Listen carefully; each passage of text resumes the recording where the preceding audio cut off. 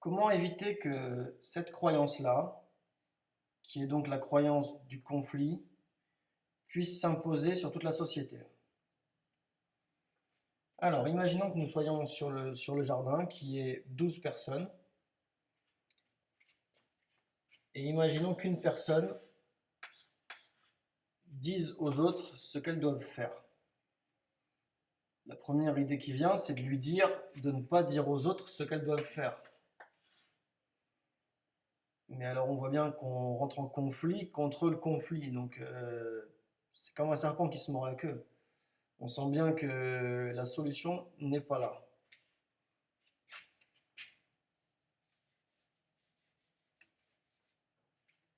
Alors, comment est-ce qu'on peut s'organiser, puisqu'aujourd'hui toute l'organisation est basée là-dessus, comment est-ce qu'on peut s'organiser sans cette croyance? Alors, au lieu d'essayer de supprimer cette croyance en la combattant, on va au contraire utiliser cette croyance en la structurant dans un cadre pour éviter qu'elle ne puisse s'imposer partout. Donc comment faire? Donc imaginons qu'il y ait 12 personnes sur le jardin. On va les répartir en équipes comme en sport en fait. Comme en sport.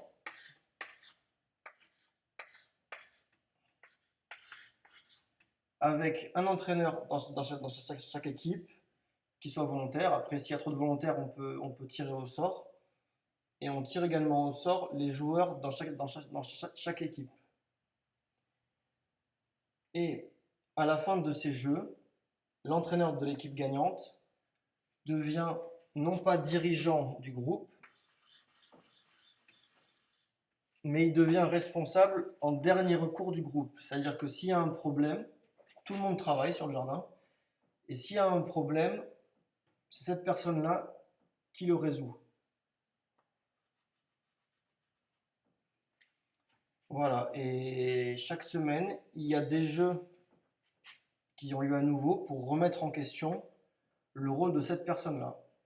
Et cette personne-là, voilà, comme il y a un tirage au sort de ces joueurs, et comme elle est remise en question chaque semaine, c'est pas forcément la même, ça va éviter d'avoir un pouvoir qui s'impose sur la société. Et donc, par définition, ben, si le pouvoir ne peut pas s'imposer sur les autres, même s'il utilise ce phénomène-là, eh bien, il sera remis en question chaque semaine, et donc ça, voilà, ça ne pourra pas s'imposer sur les autres. Donc ça, c'est une solution que j'ai déjà mise en œuvre une fois quand j'étais encadrant technique au Jardin du Cœur.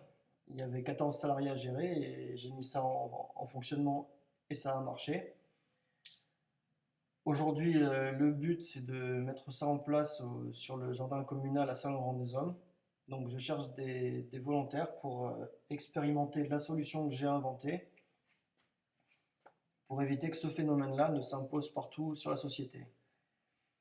Et le gros avantage du jardin, c'est que la solution que je propose, on va voir tout de suite si elle marche ou pas, parce que ça va être visible de vos yeux si les gens adhèrent, si ça fonctionne, si la situation s'améliore ou si elle empire au contraire. Voilà, donc c'est là où j'en suis.